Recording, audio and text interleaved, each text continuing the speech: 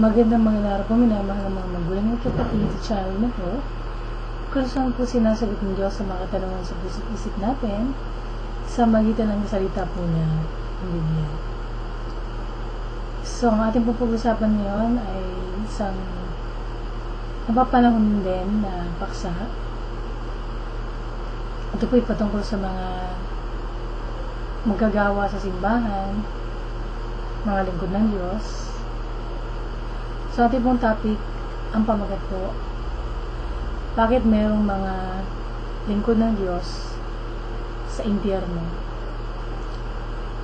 Ang pangunahing dahilan po kung bakit maraming mga lingkod ng Diyos, lalaki at babae, mga pastor, diakono, ang napupunta po sa impyerno dahil po sa katuruan na once saved, always saved, o eternal security, at saka yung katuruan na hyper grace. So, ang sabi po ng once saved, always saved,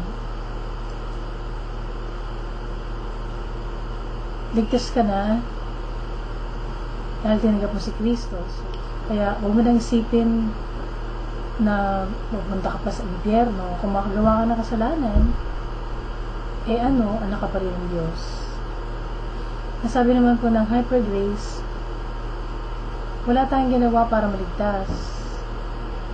Ito po'y biyaya ng Diyos. Kung makagawa tayo ng kasalanan, huwag po natin masyadong isipin. Lahat po ng kasalanan natin sa nagdaan, kinabukasan, nagkasalukuyan, ay nasa ilalim na ng dugo ni Jesucristo.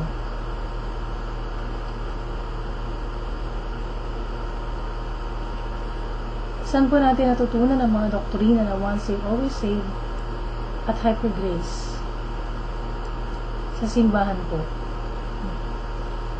Hindi pa sa mga tinatawag na mga lingkod ng Diyos. Hindi po totoo na okay na po tayo dahil may posisyon tayo sa simbahan. O nakikita tayo palagi sa church. Nag-volunteer, tagalinis, mga nganta, manunugtog, nag-a-usher, taga-ayos ng mga silya. Nagpapasalamat po ako sa Panginoon. Isa sa mga unang-una ko natutunan po, nung bagong mananampalataya pa lang ako, ay yung Pilipos 2:12.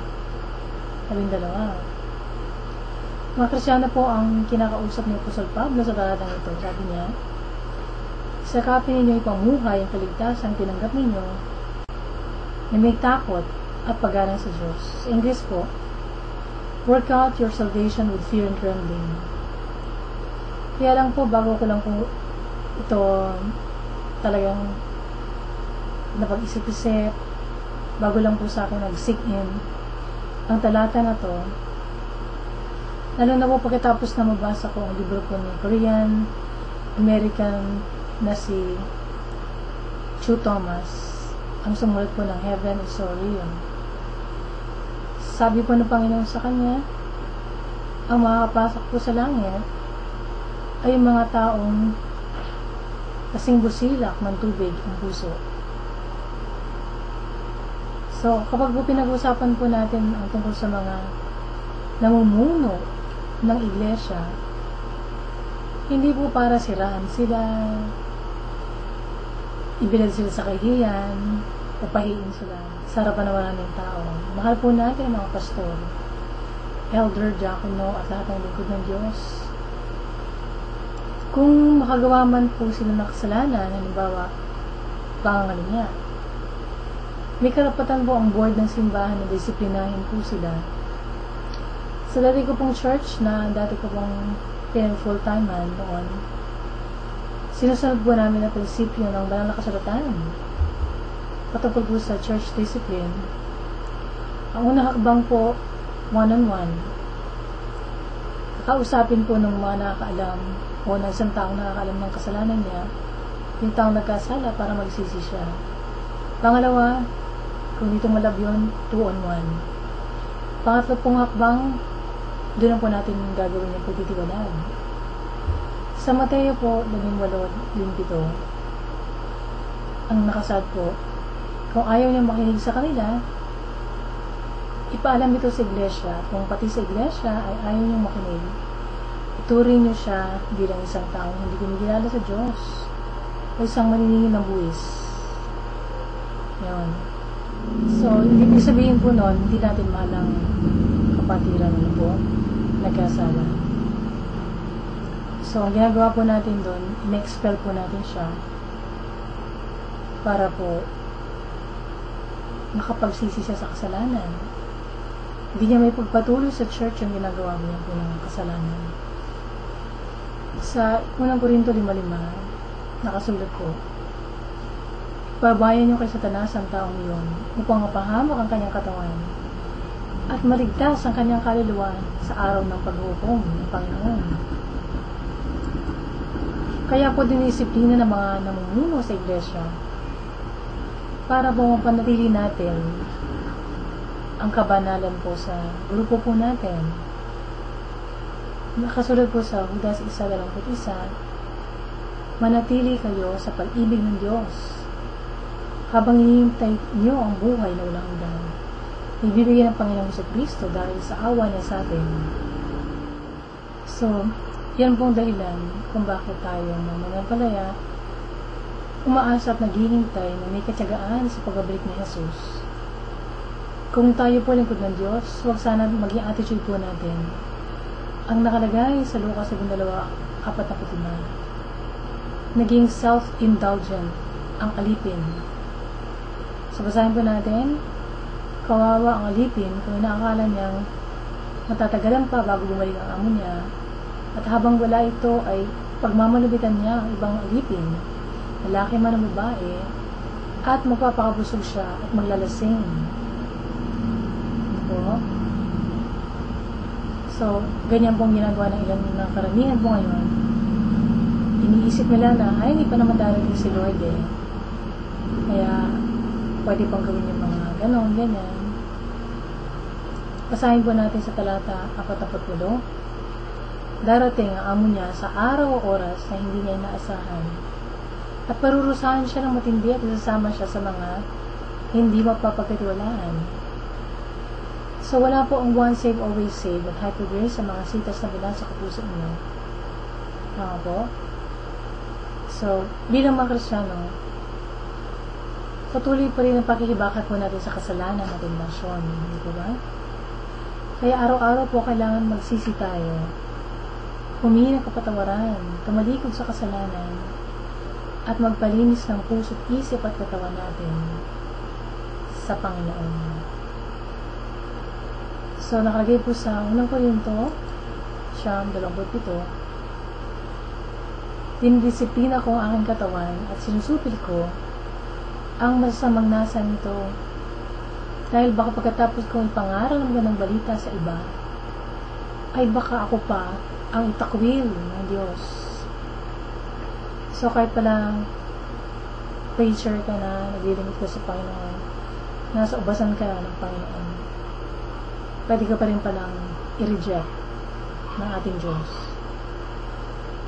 Kaya po kailangan sa pamuhay ang kaligtasan po na binigay sa atin ng Panginoong Jesus para maingatan po natin ang ating kaligtasan. Puntahan po natin ang 1 Pedro 4:18. Kung ang matuwid ay halos hindi maligtas, ano pa kaya ang mangyayari sa mga makasalanan at hindi kumikilala sa Diyos? Tayo pong mga Kristiyano, ginawang matuwid ng Diyos dahil kay Kristo.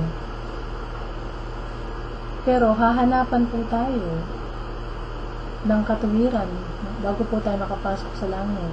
Diba? So, kung namuhay tayo sa kasalanan, kahit na minsan, tumanggap po tayo sa Panginoon sa Kristo bilang tagapagligtas natin. Ito ang maririnig po natin sa Panginoon pagdating po ng araw. Basahin po natin, ngunit sasabihin ko sa kanila, lumayo kayo sa akin, kayo magmagawa ng masama. So, kaya diakono po tayo, elder, pastor, o magagawa ng simbahan, hindi po nagtatangi ang Diyos. Mas malaki nga po ang responsibilidad po natin. Tayo matatagalan sa Panginoon, mga marami na pong nabasang mga libro at mga talata sa Biblia, lalo na po yung mga tagapagturo sa iglesia. Kaya kung hanggang ngayon po naglalaro pa tayo sa church, hindi natin siniseryoso ang ating katayuan sa harapan ng Panginoon. Magsisi na po tayo, iwaksi na po natin ang kasalanan, at manumbalik tayo ng sincero, may buong katapatan, ng buong puso sa Panginoon. So, huwag ba natin isipin na porque meron tayong posisyon sa church, okay na lahat. Meron kung mga nagkaroon ng vision na pinakitaan ng Diyos ng hell, at nakita doon, may isang pastor po na may hawak ng Biblia, sinasabi niya, repent, repent. Pero, napunta po siya doon dahil meron siyang kasalanan na hindi maisuko sa Panginoon. Na matagal nang sinasabi ni Lord na pagsisihan niya. So, tayo po, mag-ingat po tayo. Kahit na tumanggap na tayo sa Panginoon, kailangan po natin araw-araw itama yung ating puso sa Panginoon. Alam na ngayon po malapit na po siya dumating. Paano po kung madatnan po niya tayo na hindi tayo handa? So, ang rapture po magaganap sa isang iglap, sa isang kisap mata. Sorry. So, hindi po na, wala pong warning na malalaman natin na yan na. Basta lang maririnig po natin yung trompeta, So, yung kanina sinasabi ko po sa inyo na libro ni Chu Thomas, ang nakasulat po doon, sinabi ng Panginoon na ang mga pusong busilak, kasing busilak ng tubig, yun ang mga tao makakapasok po sa pintuan ng langit. So, kung tayo Kristiyano, magpakatotoo na po tayo. Pwedeng pastora tayo, o kaya pastor, elder ng church, deacon, manganganta, manunugtog, nag-volunteer tayo sa church. Pero meron tayong ginagawa na hindi po alam ng mga kapatiran. Yung pamumuhay natin po hindi ayos sa paningin ng Diyos. Hindi po natin kayang lokohin ng Panginoon. Nakita niyo po lahat, pati mga kasalanan natin na lihim. Sa Kanya, lantad po lahat. So ngayon pa lang po magsisi na tayo sa lahat po natin mga kasalanan. Para pagdating po niya, hindi po tayo mahiya. Maging handa tayo sa Kanyang pagbabalik. So, yung rapture, hindi naman literal na pagbabalik yun dahil hanggang sa ipapawid lang natin sa lubong ng Panginoon. So, yun po ang pinaka-importante na darating na kaganapan na susunod bago po ang tribulation. So, kung hindi tayo ready, yung mga churches po na natuturo na lahat ng Kristiyano makakasama sa rapture. Hindi po totoo yun dahil binigay po sa atin ni Lord ang tayo nahaga ng 10 birhen, yung 5 foolish, yung 5 matalino. So, yung mga foolish virgins naiwan po, hindi nakasama, hindi sila naka-attend, hindi sila naka-dalo dun sa wedding party. So, ang kailangan po ng Panginoon, isang church na walang bahidungis, walang kulubot, spotless and wrinkle-free. So, lahat po tayo ngayon, manumbalik tayo sa Panginoon. Ay, hindi po natin alam, bukas makalawa, baka tumunog ng trompeta, o kaya sa utos ng Panginoong Jesus na panudungin ng anghel ang trompeta. So, dapat ready po tayo doon, tama po? So, inaaniyahan ko po kayo ngayon na dumulog tayo sa Panginoon. Talikuran po natin makasalanan natin at magpasakop tayo sa ating Panginoon. So, kung kayo po ay hindi pa nakilala sa Panginoon, ngayon po ang tamang panahon para maligtas kayo.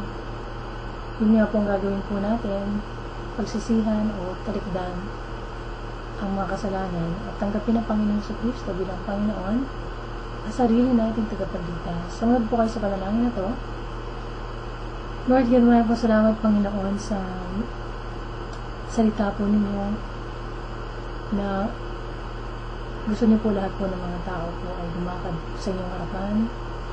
Nakatulad ng paglakad po sa ibabaw ng mundo ng Panginoong Jesucristo.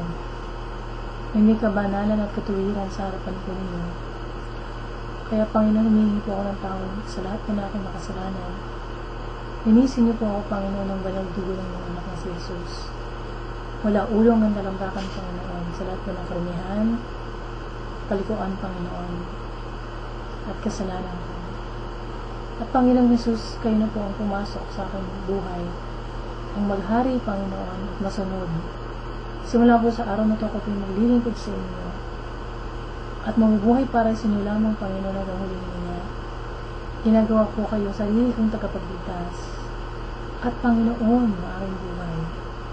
At Panginoong Diyos, paspasin niyo po ang banal na Espiritu, upang maintindihan ko yung salita, ang Biblia, ay sa pamuhay ko po ito, Panginoon, at ipagtagumpayan ko po lahat ng mga tukso, lahat ng mga lalang ng Diablo. At marinig ko po ang inyong tinig, Panginoon.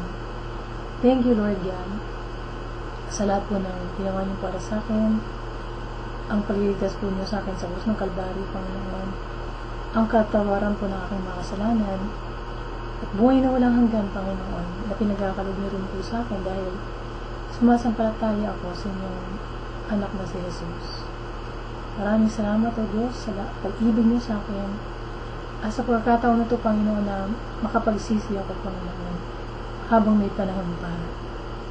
Thank you, Lord God, sa kabutihan niyo po at pag-ibig niyo. Kung aking dalangin sa pangalan ni Jesus. Amen.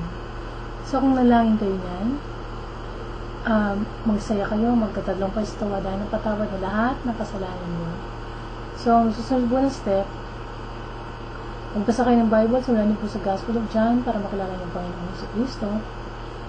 At maghanap kayo ng church na kung saan ang tinataas, hindi po kung sino-sinong santo, hindi pangalan ni Mama Mary, hindi pangalan ng founder o pastor, ginagawang appointed son of God, hindi po pangalan ng simbahan o sekta, kundi sa Kristo lamang, dahil siya po ang tanging daan patungo sa Diyos.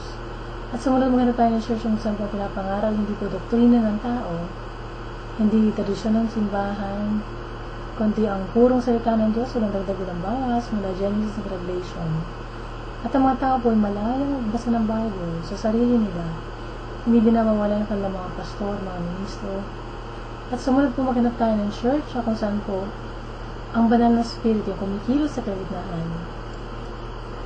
Tumutulong po sa pagsamba at binabago ang buhay ng mananampalataya.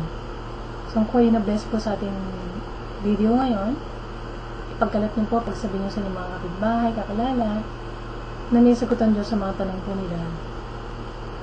Hindi na kailangan manood sa TV o kaya ibang programa dito sa YouTube na kunyari sinasagot ang tanong, pero pinapakiikot lang ang mga tao, katapos bandang huli, pinapasali sila sa panibagong sekta. Wala po sa sekta at relihiyon na kaligtasan natin, kundi sa tamang relasyon sa Diyos.